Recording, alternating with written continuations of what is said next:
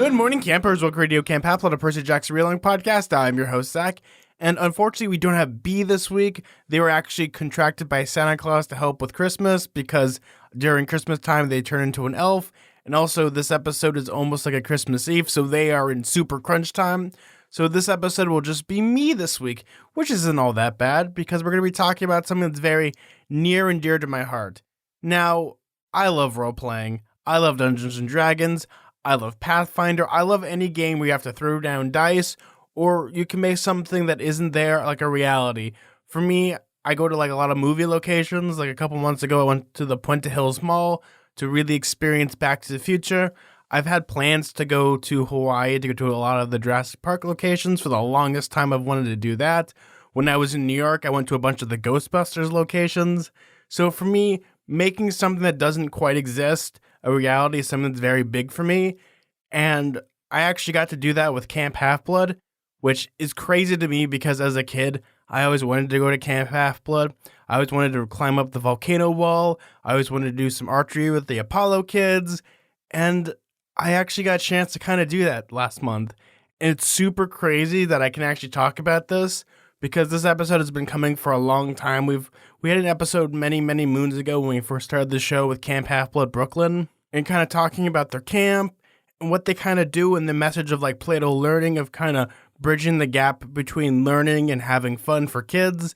And luckily, I actually got invited to go down to Camp Half-Blood Los Angeles. Yes, actually, that's kind of shocking. Wait, B isn't there. Yeah, Los Angeles. Nothing weird happens there or any other camps. Ha ha ha ha ha. Ha ha. Don't worry, I don't think B's going to listen to this. Hey, B. Hope you're not listening to this. So I got to go to Camp Half-Blood Los Angeles. I was greeted by the counselors, the camp director, and I got to hang out with all the parents. I didn't unfortunately do any activities because as a big 20-something-year-old, I would probably destroy a child because I would hit them with a sword and they would turn into dust. And I don't want that. So I kind of stayed back and observed the whole camp and what was going on. And I have to say, I'm a little jealous that I didn't actually partake in any of the activities because all those kids were having so much fun. And we're going to get into it. We actually have some wonderful interviews by the camp director, Tim. We have some interviews with the counselors. But for right now, before we get to all that, I kind of wanted to talk about the whole day because to me, that was such a mythical experience because that was the moment I realized suspension of disbelief is such a powerful tool, especially to kids, because when it comes to Camp Half-Blood and it comes to Percy Jackson, what B and I kind of do is we look at this as adults, and sometimes we're kind of taken aback when we realize, oh yeah, these books are not necessarily, they were made for me when I was a kid, but I kind of, grow out of it, and I look at this now as an adult. But the kids reading it now, there's some type of magic that comes into Rick Riordan's books, because as I observe the kids, and they're talking about their favorite characters, they're talking about Percy Jackson, and they're having a lot of fun, I realized this is the real power of Rick Riordan. The power to actually bring these myths together, and the whole thing with like Plato learning and kind of Camp Half-Blood Brooklyn is that they bridge this gap where all these kids felt like they were demigods. All of them felt super powerful. Some of them were like LARPing as like Annabeth. Some of them wanted to be like Nico. Some of them wanted to be like Thalia. And that's okay. And that is wonderful. And that is something that's like some of the purest magic you can possibly have is these kids kicking butt. Some of them were making armor. There was like this one kid, he put on like full plate armor out of like the cardboard. And to them, that was real armor. To them, that foam sword, that was a real sword. To them, they went on this quest, which we'll get to the quest, because that was the coolest part of this. But for the most part, the most amazing thing about this whole experience was watching kids be kids. And for me as an adult, I don't get to see that as often as I used to. I used to work at Disney, so I would see that all the time. But seeing this is much different because these kids were like eating it up in such a great way that I really wish I could have jumped in there, did some sword trading and did some armor stuff. Like as a kid, like going back in time, that's my time traveling noise. As a kid, like being 12, I would have like loved to have been to this camp. This is the type of camp that I wish I would have gone to. So the day kind of opened up. We go to this park. It's near my house, which is interesting because for me, sometimes I have to drive so far in LA because LA is kind of crazy. So we get to this park. I get there, I'm greeted by the counselors, I'm greeted by the camp director. They already have their stations up. They have swords ready, they have armoring ready, they have their monsters ready. And I sit down, and these kids start coming in. A lot of them wearing their orange shirts. Some of them just like, oh, what's going on here? And all of a sudden, they start picking up swords, and they start like really kicking butt because they had like a really cool sword instructor where we're going to have the interview right about here. But the one thing I kind of forgot about is these kids were having so much fun. They were learning how to parry. They were learning how to slash. They were learning how to stab. And they were having so much fun. And then another kid would pop in, and they would all the kids would like greet these kids, and they would all feel like a big old family, even though some of them might have gone to the same school, some of them might not have. And it just felt so like homely. That was kind of the experience. If I wanted to give that about Camp Half-Blood, like a motto, it's very homely. And as the sword instructing stuff went on, because they all went to different stations, I only stayed for a couple of them. But we're going to have the interview right now with the actual sword instructor, because this is really cool, because these kids learned how to sword fight, and all these kids are having so much fun because they got to hit each other with swords, but in a very controlled and safe way. And let's listen to that interview. Hey everyone, I just broke up kind of a sweat. I was just doing some sword play. Man, I'm so out of shape right now, but I'm here with my lovely friend Emily. How are you doing today? Great, thank you. So Emily, what do you do here?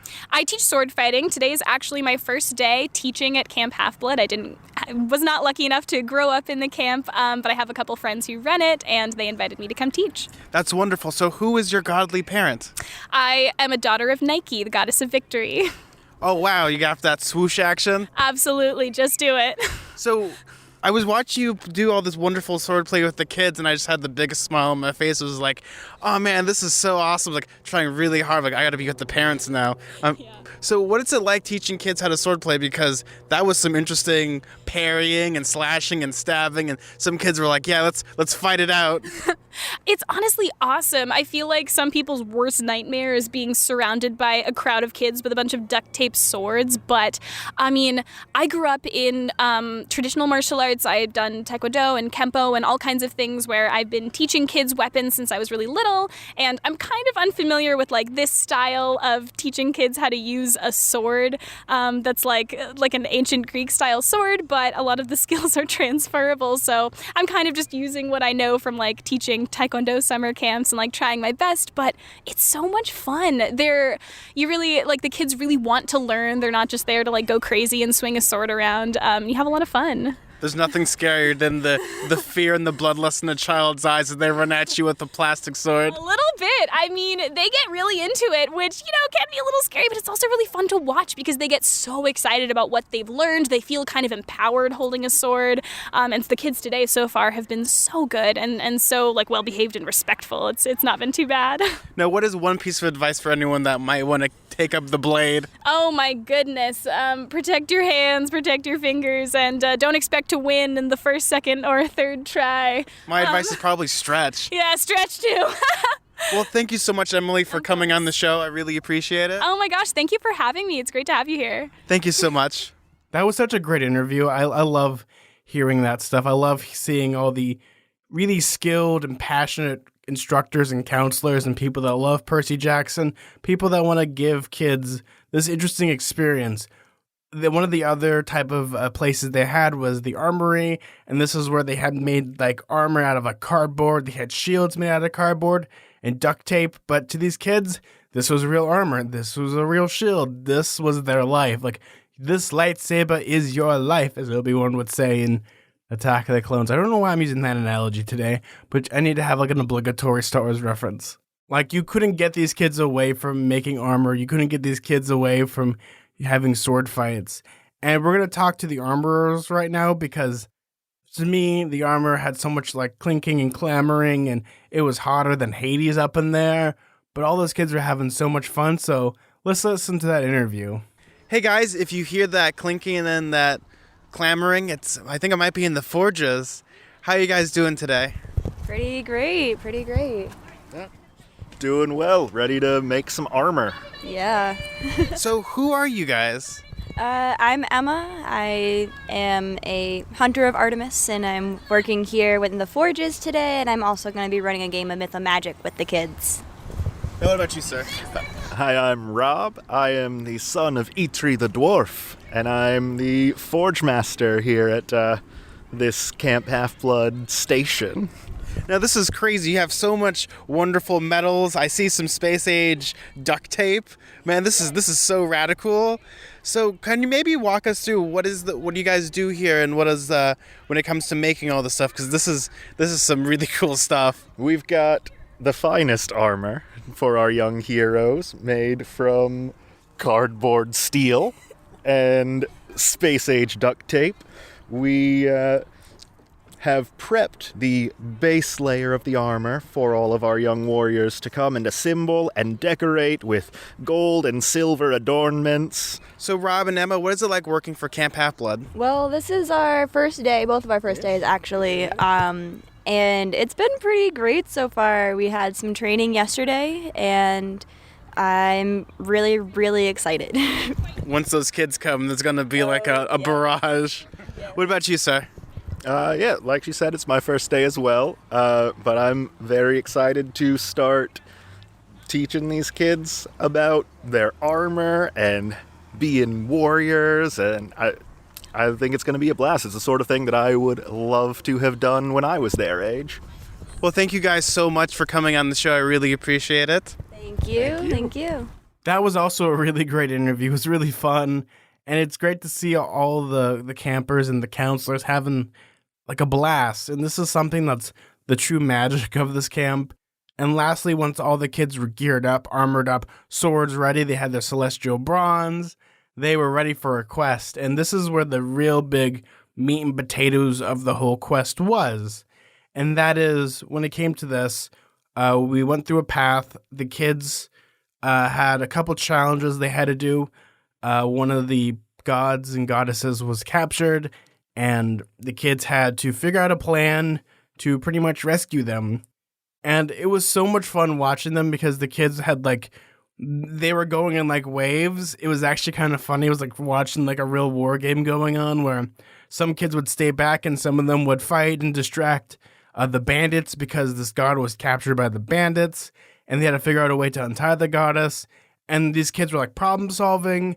It was really fun to actually watch because these kids would distract the mercenaries, and then one kid would sneak around and untie them, and they were able to rescue the goddess, and the bandits were defeated, but they still had some more problems because the main quest was still going on because the goddess had lost something.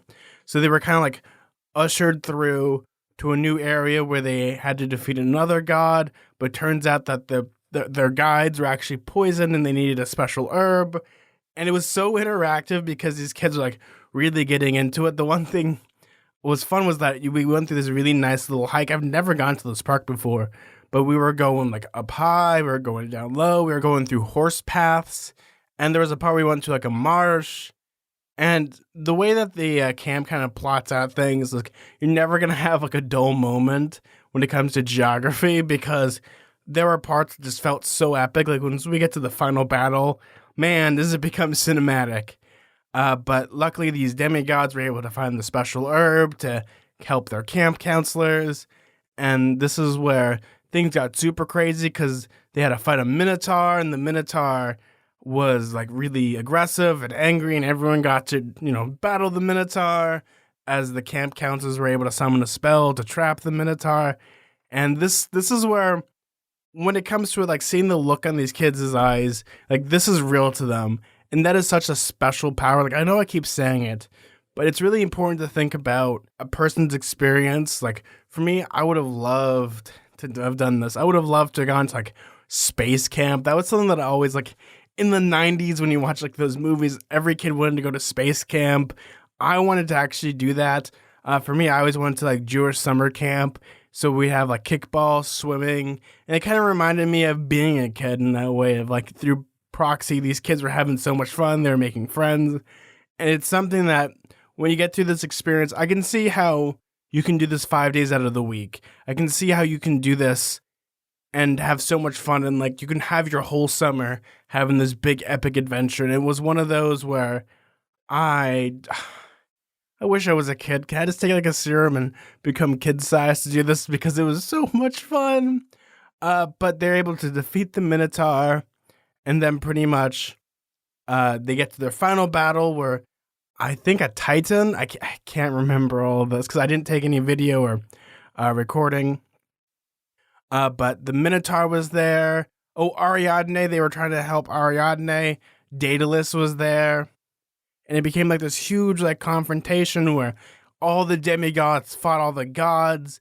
And this is where the real LARPing came into place because the kids were like fighting the gods, but a lot of them, they felt like demigods. They were fighting the Minotaur. Ariadne not wooed the Minotaur, but got him to go to her side, and they all worked together to defeat, I think, the Titan. And this was like the big epic battle, and we were able to came back, and all these kids were like on cloud nine. Like there's nothing else I could say about this, because when it comes to it, this is the action. This is what Camp Half-Blood Brooklyn and what Camp Half-Blood Los Angeles or other locations you go to. This is the meat and potatoes of this whole quest. These kids were having so much fun. Hey, B. Hey, Zach. So I lost all of our passwords. My mom washed them in my jeans. Why were they in your jeans? Because that's where you're supposed to keep all your passwords, right? On a piece of paper in your jeans? Yeah, exactly. That's probably the worst place to keep your passwords. What is a good way to keep my passwords then? Dashlane Premium combines unlimited password storage synced across all your devices with dark web monitoring and a VPN for Wi-Fi protection. It's the easy solution for autofilling passwords and personal information combined with advanced tools you'll never want to browse without. For 20% off Dashlane Premium, go to dashlane.com/camphalfblood and enter code CAMPHALFBLOOD. Wow, because of that, I don't have to wear super big pockets anymore. I'm going to wear some short shorts. Thanks, B. This is the moment where I realized this is probably the most perfect program ever put. Like, yeah, there's like Harry Potter classes. Yeah, there might be Hunger Game places. But here, this is where I think where Rick Riordan kind of, when he wrote the story, he wasn't thinking like this could actually be a thing. Plato Learning turned this into this big, beautiful thing, and how you can apply this and have fun and have all these myths and learn. And this is I'm guessing like Rick Riordan had the first time he ever saw this, had like a single tear roll down his cheek when he saw this, because I was getting kind of emotional because you're seeing all these kids. And we're gonna go to a little interview with Tim, but when we come back, I'm gonna talk about something that actually made me cry. This is gonna be a little emotional. So let's have Tim, because he's gonna answer some questions. We actually recorded this back in October when I was in Brooklyn. We were able to sit down with the whole camp and kind of talk to them, have a little Q&A with Tim, the director of the whole camp, who was also there, very, very nice guy. And he kind of answered some questions that we had. So let's listen to that big interview, because it's really fun, really juicy. You get to learn the inner workings of the camp. Good morning, campers. Welcome to Radio Camp Half-Blood, a Percy Jackson Real-Long podcast. I'm your host, Zach. And I'm B. And this is weird. We're in the same room doing this. Yeah, here we are. Yes, we're actually in a dungeon. If you hear some echoey stuff, we've actually been captured. We're actually in the underworld right now. But luckily, we actually have a good friend with us.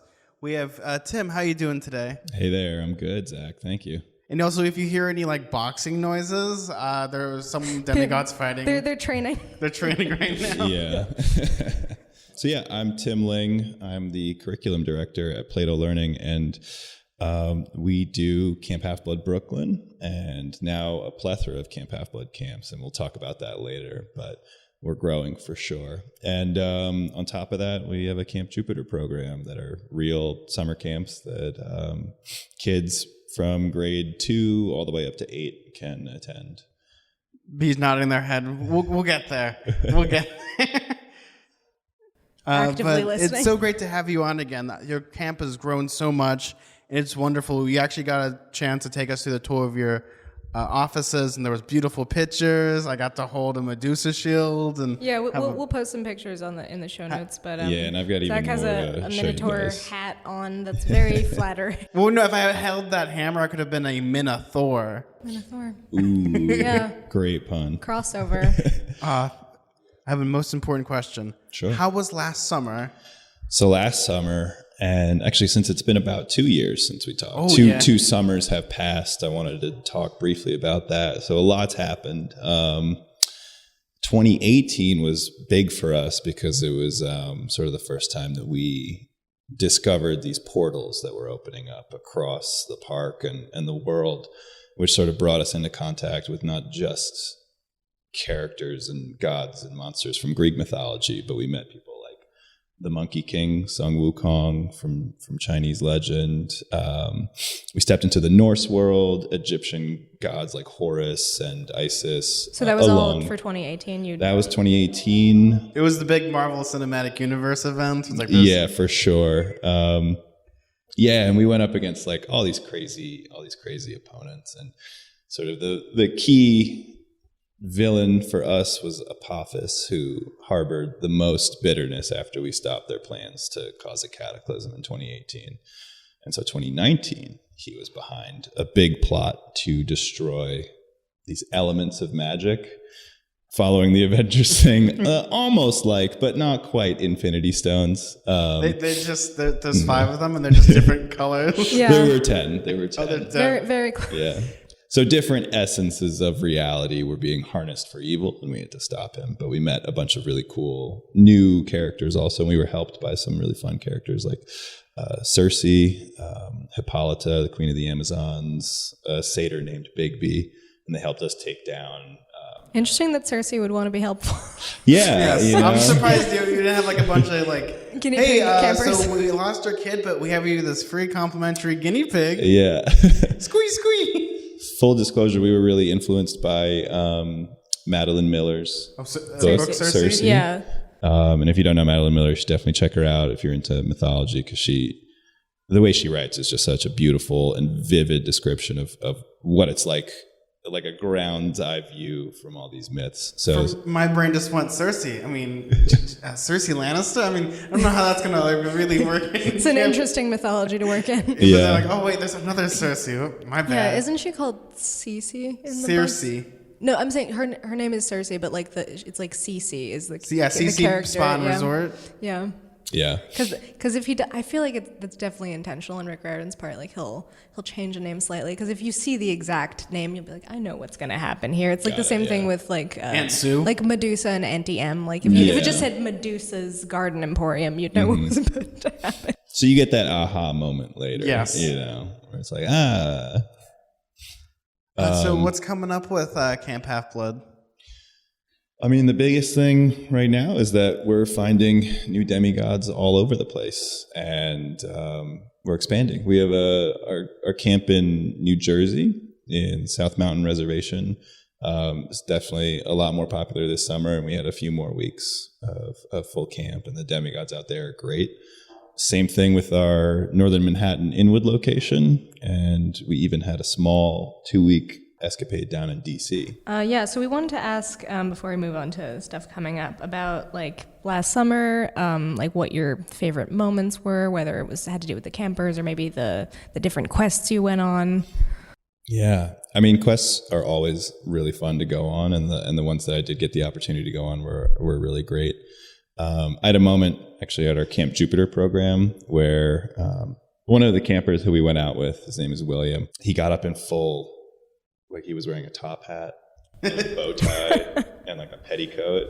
An he was interesting role playing steampunk take. Yeah, he was role playing as like a steampunk. He called himself a cryptozoologist. Oh, so this would just be on a Saturday night. Yeah, well, that's me at every Spirit Halloween, just trying on all the steampunk hats. And it was great. The energy he brought into that was really fun, and then the quest itself was a really, really, really good time. I mean, he had this whole accent, and instead of what was to be a fight, he negotiated, and while distracting these 2 armed guards who were hoarding the snack that we all were supposed to get, but they had stolen, while sort of in this negotiation thing, he got close enough and then sort of took his weapon and was now like, all right, well, now you're my prisoner. Yeah. So Camp Jupiter is older campers, right? Yeah, so our Camp Jupiter is our middle school age program, so 6th to 8th grade. which we actually tried out some new stuff. And I know you have some questions about LARPing. Oh, yeah, no.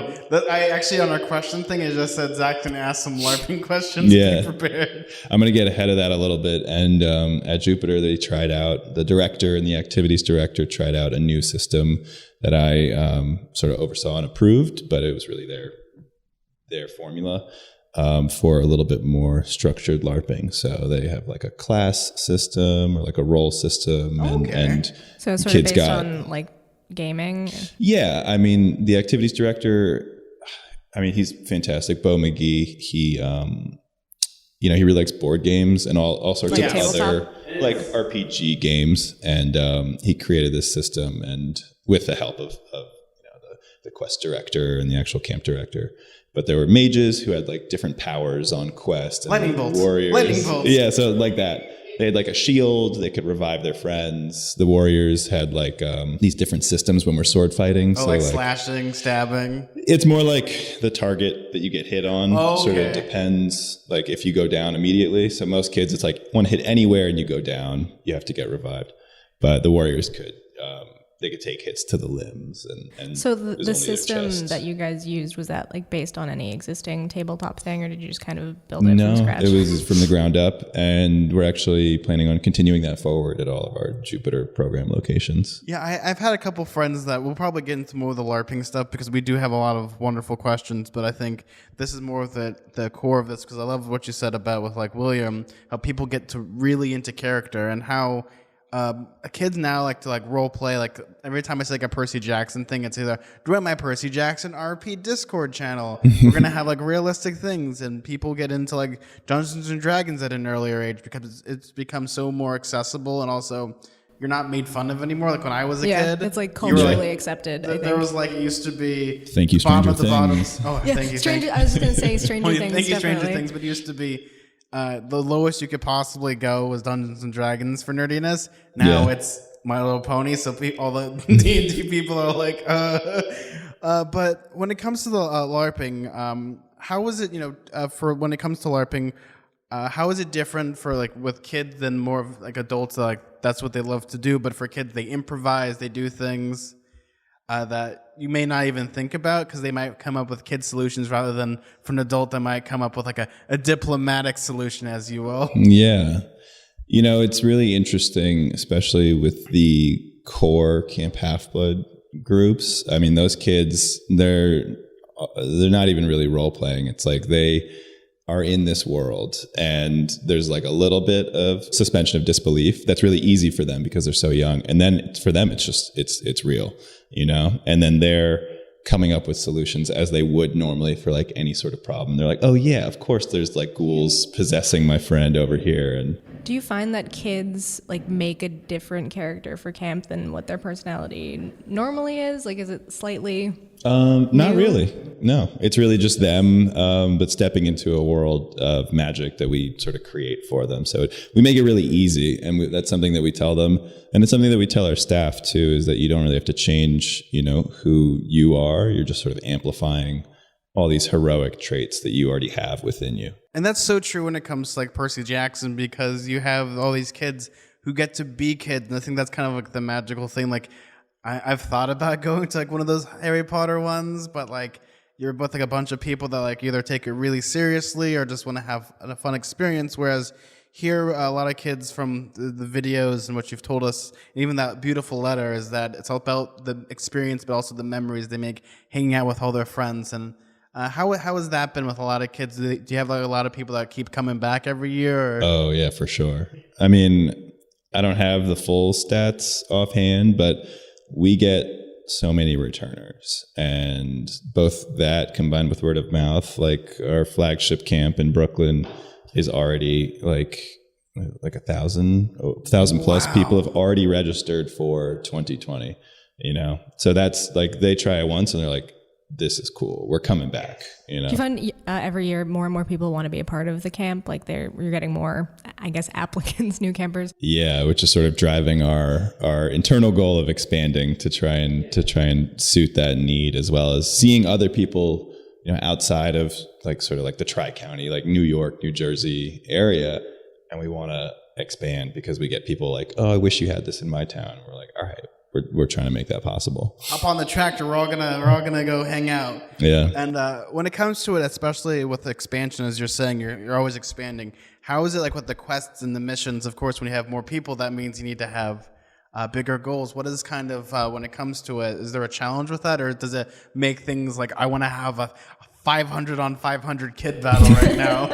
You're just like, oh man, it's like rubbing your hands together. Yeah, I mean, finding the right balance for like the quests is something that is it's like a really fun challenge. And it's not always that more is better. I think we've gone in that direction in the past, and at a certain point, it just makes it a little unwieldy, and it can be overkill at times. It can be overkill, and then when you have that many people, there's almost like a lack of accountability for the people who are making that possible, you know. So right now, we actually just over the Monday holiday, we had a new mission, a sort of one-day mission that was in a different format. And we're always playing around and tinkering. Like, one of our company values is iteration is its own reward. So what were like the logistics of the new mission? Were those campers from this past summer? Yeah, well, we had 40 total. A lot of them were returners, but we also had 6 new kids. And we just sort of opened it up to the public, and whoever could register, we said, go for it.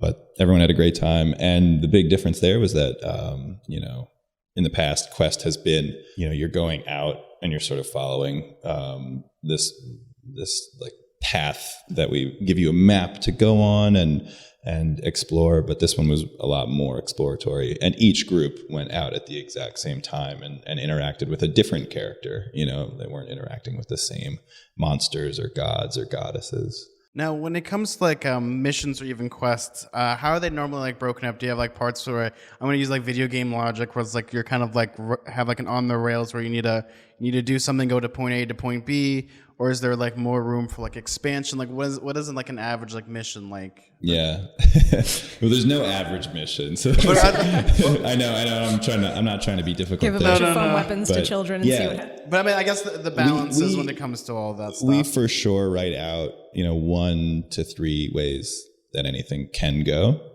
but we always train our actors and our staff to be open if the kids come up with something insane, like, hey, let's weave a charm out of these like sticks and leaves, and maybe that'll work because this monster's weak against nature magic. We'll be like, yeah, go so for it. Like for me, I always think about I did a DM where like I'm gonna make this cool magical door. Things are gonna be awesome, and my friend who was a wizard like I'm gonna cast magic fire on that. It's gonna disintegrate the door, but my puzzle. Yeah, and it is sort of like flexing that dungeon master muscle of like, no matter how beautiful the story that you wrote is, like, you have to be willing to sacrifice it for what the players, the kids in the sense, are going to come up with. I'll give a perfect example from years ago. We had a Trojan War quest line, and there was a moment where sort of like it was the last stop on the quest, and this was the Ares cabin that was going on this. And this moment is legendary. Like, people, I didn't even see it, but I still know about it. You felt like you were there at this point. Everybody feels like they were there because of the collective story. camp memory. And one of our actors playing Achilles, actually one of the campers, so we have Achilles leading, and this side was on the side of the Trojans. This cabin was fighting for the Trojans. And the stop was supposed to be everybody fights and does a battle. But one camper challenged Achilles to single combat. Oh my God. This duel was apparently legendary. And the kid did like almost like a Superman punch stab, like straight out of the movie Troy, and broke Achilles' shield. Like, actually broke the shield that we had made. And it was epic. And they were like, that's it, and being willing to go with that. And our Achilles that week was really game for it and made it possible. That's what's so funny about the way you guys make your own props, and then they're kind of in a way made to be broken to some extent. Yeah, that's why me and Alex, who was on the podcast last time, my counterpart, and now the director of the story team, my ex-co-director, we always joke about what % jank we're operating at. And, making stuff out of cardboard and duct tape is great because, you can make it look really cool, but it still has the DIY factor. And you don't really get too broken up when it all gets blown up. Oh no, the shield that I spent hours on.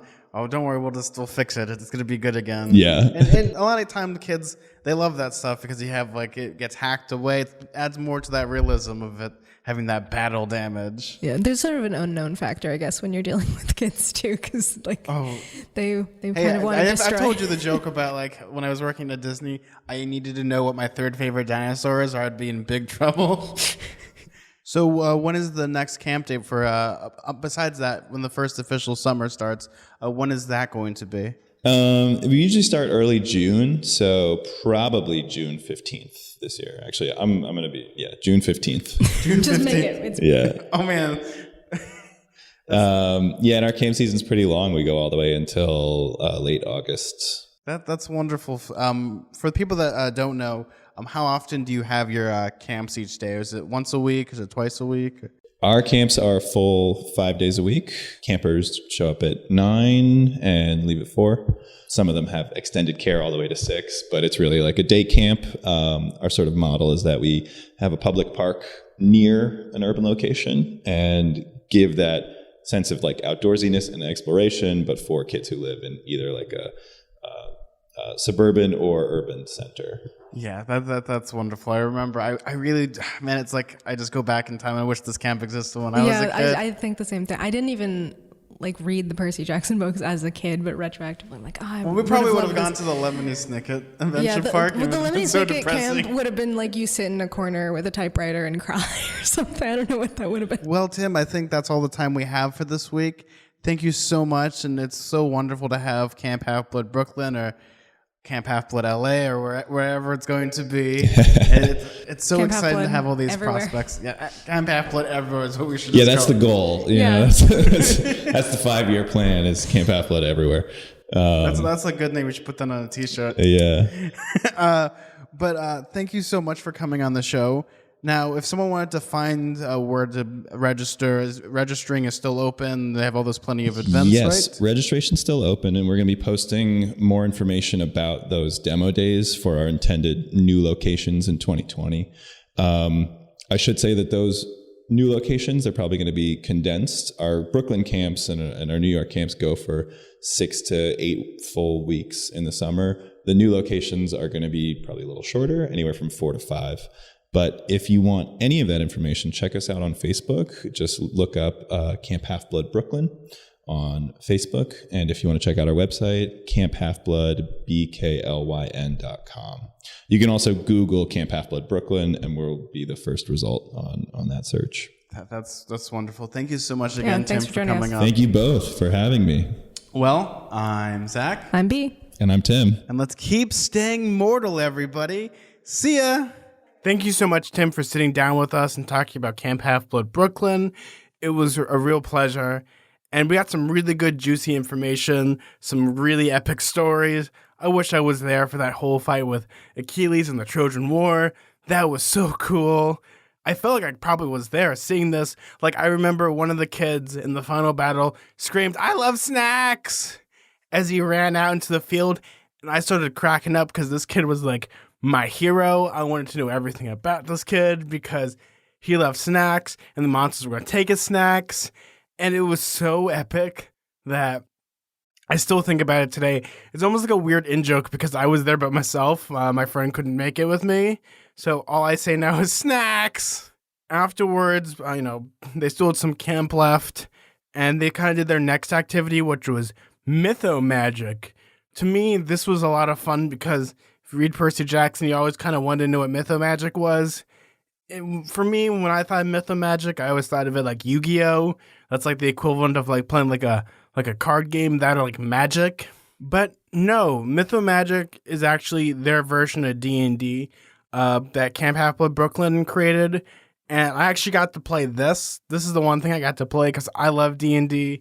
I've been playing for many, many years, since at least, maybe 13, 14. I remember playing at an old comic book shop, getting all the books and reading through them. But this is actually the moment where I actually cried a little bit because all these kids were super duper excited to play D&D. Some were oh yeah, my dad plays. I play with my dad. I play with my mom. My mom taught me how to play. And all these kids were like really getting excited to play this. I played an archer. I was a son of Apollo. And we went on like a little quest with some more bandits. And it was a moment where I realized that, sorry, I'm getting like a little teary-eyed, is that this generation, I sound like so old right now, is so lucky because when I played D&D, I was made fun of. I was always called a nerd. And it was always something that you were kind of like, you played it, but you kind of felt ashamed about. And now with the popularization of like Stranger Things and D&D becoming super popular again with like 5th edition, all these kids can unabashedly play D&D and not be made fun of it. And to me, that kind of brought us, sorry, I'm kind of getting a little emotional because just watching these kids play, some of them like got like nat 20s and it was so great. And this is something that I would love to like DM or GM, was that these kids were having so much fun playing a role-playing game. They went on a quest, they had sword fights, they had armor, and it's such a magical experience. Like, this sounds, like, for me, I'm just gushing about this, and for good reason, because this camp was made for kids. This is a camp that you learn a lot, you play a lot, and at the end of the day, these kids made friends. Some of them swapped numbers. Yeah, some kids had cell phones. It was kind of crazy. I was like, what? Oh my God. But some of them were going to hang out afterwards. Some of them knew each other. And some of the shy kids became the loudest people in the bunch. And when they played Myth and Magic, they got into their characters. They had so much fun. They were able to have so much fun. And being able to see this, being able to witness this, is something that was truly magical. And when it comes to like Play-Doh Learning and Camp Half-Blood Brooklyn, this was such a great experience because I'm seeing these kids like live like their truest lives. And that's something that you pay a little fee for, but they're going to have these memories for the rest of their life. And it's something that's so special. And all I can say is thank you so much, Play-Doh Learning. Thank you so much, Camp Half-Blood Brooklyn, Camp Half-Blood Los Angeles. You guys have made like a truly magical experience, and you should all go to this if you can afford it. If you have to drive a little bit, it's kind of worth the drive. It's kind of worth the drive. For if you have children, take them. That's all I got to say about this because it was so magical. And for me, I love interactive entertainment. I work at theme parks. I do a lot of things when it comes to interactive entertainment. Like I play D&D, I'm a dungeon master. And the operation that they have is so great, so professional. Everyone loves working there. Everyone's so invested. Everyone was so involved. And all I can say is go to it. They have a lot of locations. I actually got to meet up with Tim while I was there. So Tim's getting a 2 for Tim today.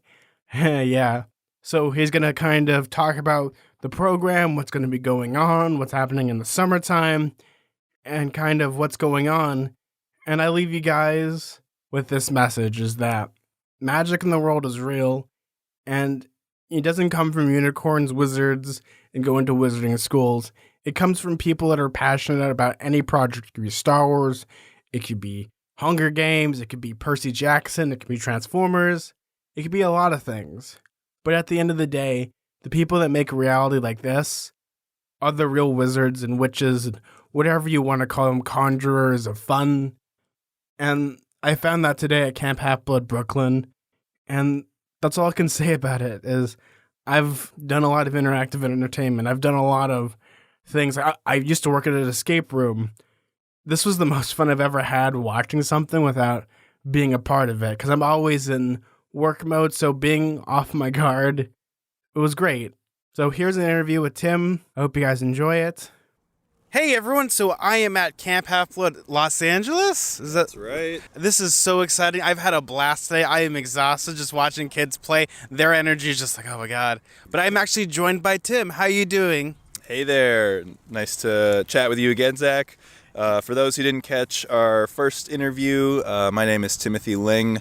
I'm a program director with Plato Learning, and we do Camp Half-Blood, and we are coming to LA. Today was our first demo day event, is what we're calling them. We've done a few in the East Coast, in Philly, DC, and Richmond, Virginia, and today was our first one here in Hanson Dam Park, which is in San Fernando. I was still looking for the damn snack bar, but I couldn't find it.